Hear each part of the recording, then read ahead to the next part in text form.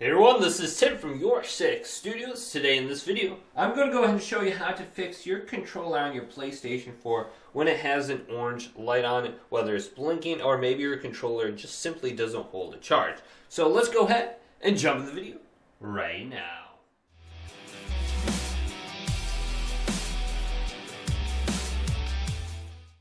So you have a PlayStation 4 controller and it has an orange light on it. Now we're going to start with some of the easier solutions and then move into the more advanced ones. And the first thing we're going to want to go ahead and do is power cycle our console and our controller. Now let's go ahead and turn off our controller by holding down the PlayStation button for about 5 to 10 seconds. And after this, the light on the light bar should go ahead and turn off. Now, there may be an issue with your PlayStation button on your controller, and this may be causing your problem, so your controller may not turn off via this method.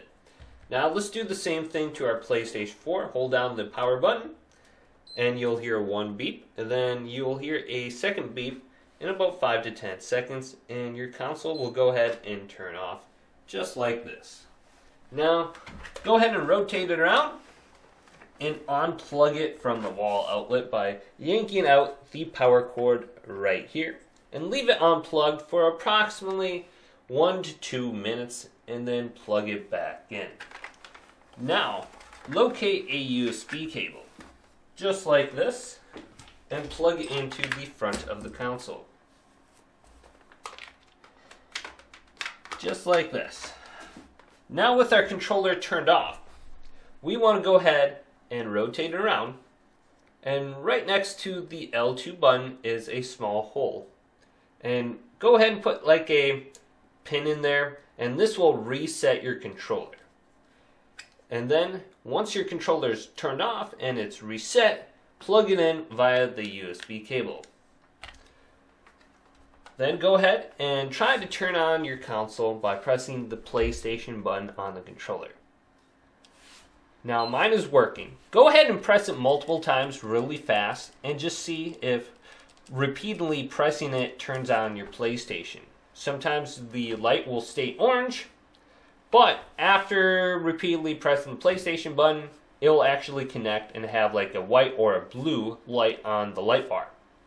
So simply, when you have an orange light, it means your controller is charging. So many times when you plug it into the console with the USB cable, it's charging, but it's not connected. So there are some things we can do once our controller actually turns on, just in the system settings now. Now one thing I did want to point out is, if your controller is charging and then all of a sudden you unplug it and it doesn't stay connected or it turns off, there could be a problem with the way you are actually charging it, or your battery is completely depleted. Maybe you've been playing with your controller plugged in, and when you disconnect it, your battery's just completely depleted. So I would suggest getting a power adapter just like this for the wall outlet, and then plugging it in directly to the wall outlet, and then plugging your controller in and charging it from the wall outlet, and leave it there for about 3 to 4 hours and just let it completely charge. Alright, now on our PlayStation 4, we're going to be using a second controller just like this. And we're going to go ahead and try to repair or resync our controller back to the PlayStation.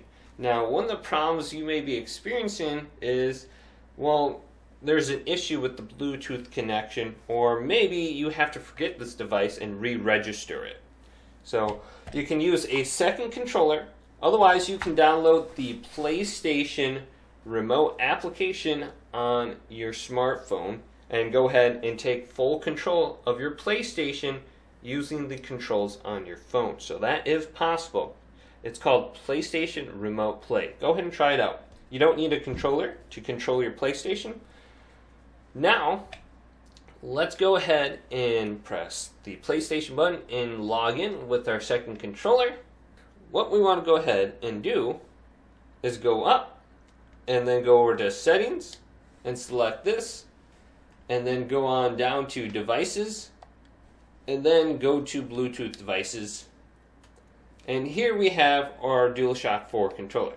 Now you're going to see another DualShock 4 controller located in this list.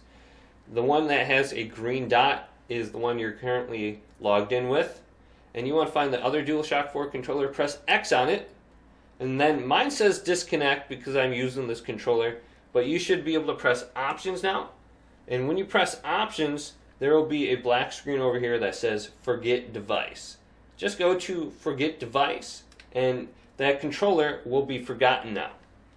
Now you can try on your second controller that's not working. Press the share button and the PlayStation button at the same time.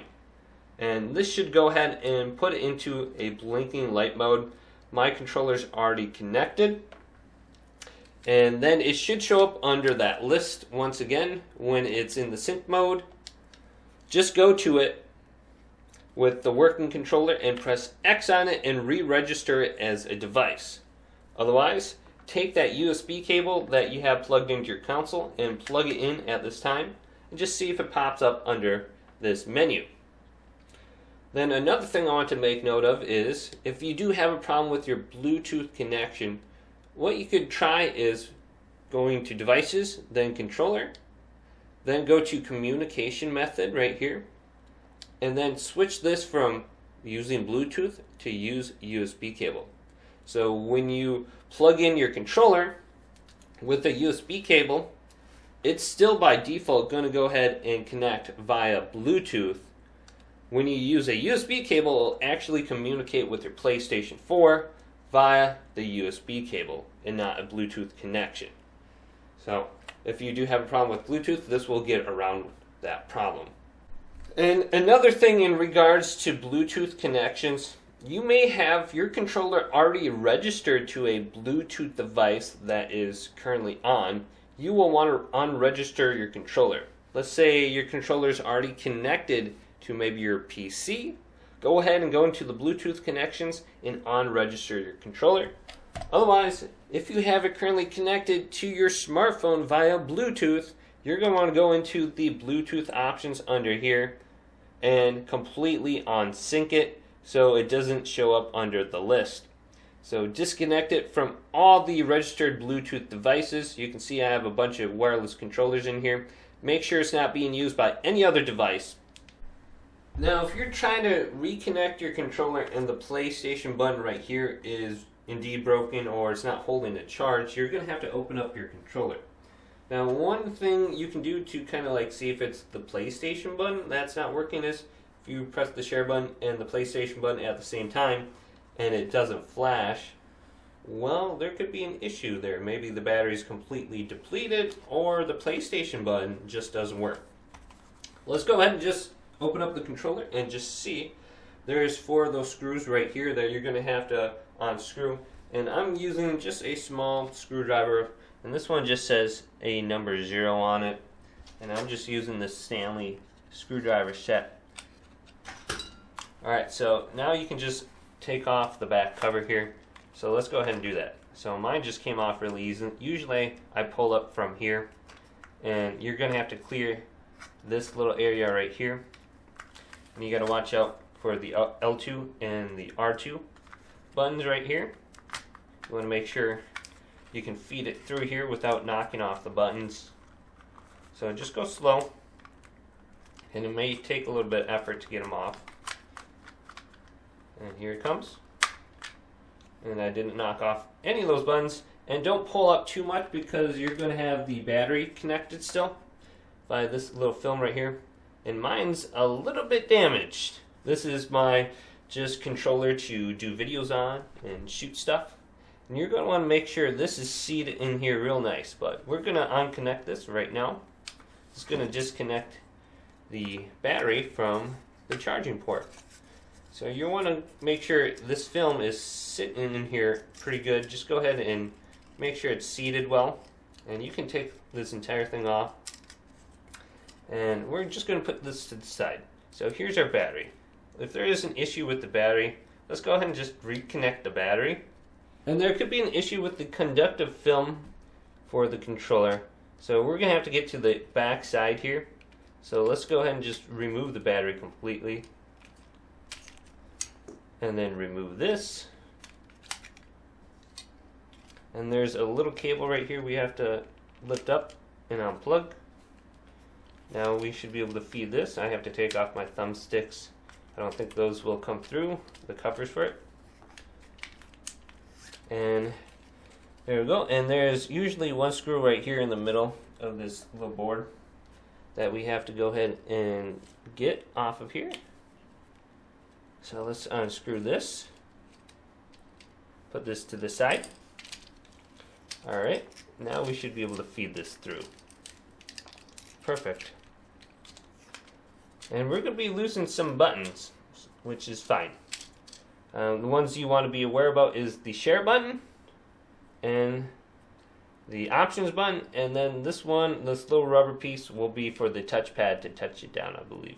Okay, so now with the controller completely taken apart, and we can see this conductive film right now, go ahead and inspect it for any kind of damage, and lift it up and go underneath here and just see where the PlayStation button usually sits, if there's any kind of issues with it, and clean it off with a microfiber cleaning cloth, just like this, or maybe a cotton swab.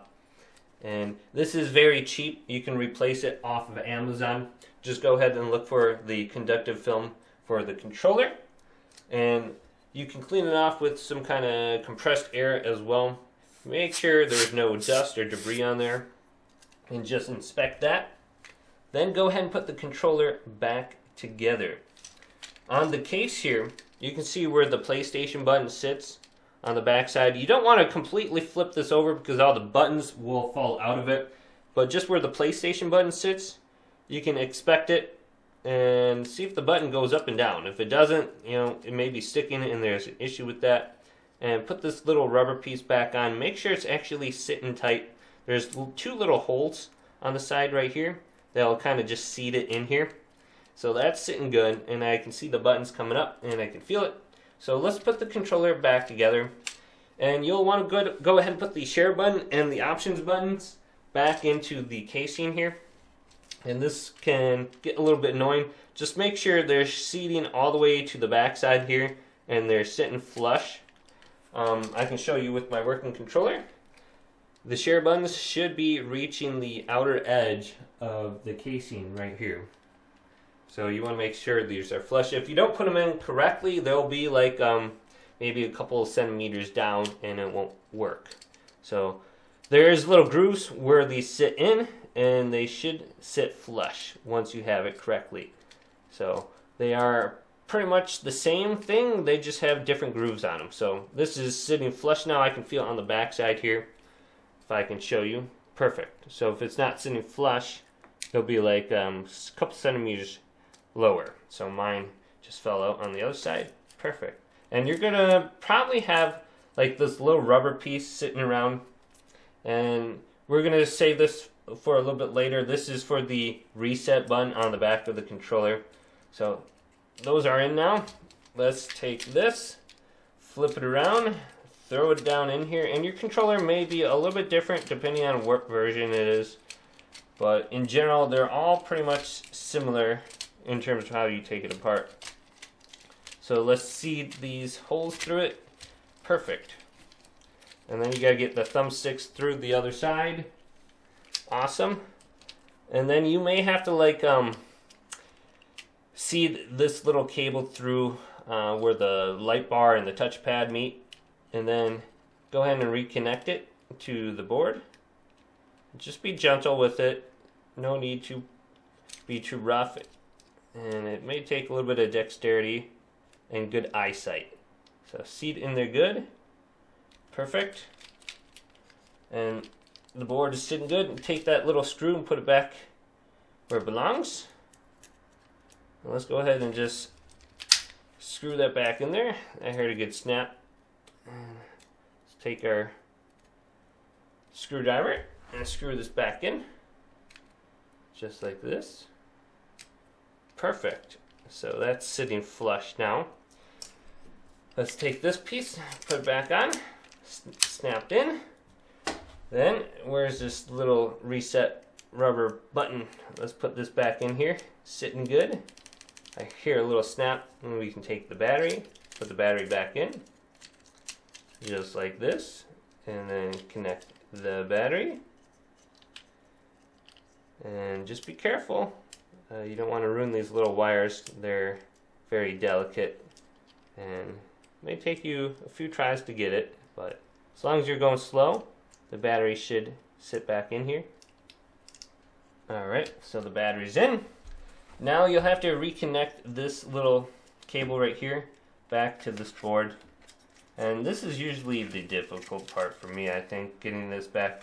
I completely ruined mine, so you want to be very difficult. So just slide it in, just like this. And it should go ahead and fit in. I've taken this apart probably at least 20 times. So that just doesn't work for me anymore. Bring this around, and you'll want to feed the L2 and the R2 back on. So then you have to lift it over the back piece here where this sits, and just lift it over that, and then slowly bring it down, and it should snap into place once you have it correctly on. Boom, just like that. And put the back screws on, 1, 2, 3, and 4.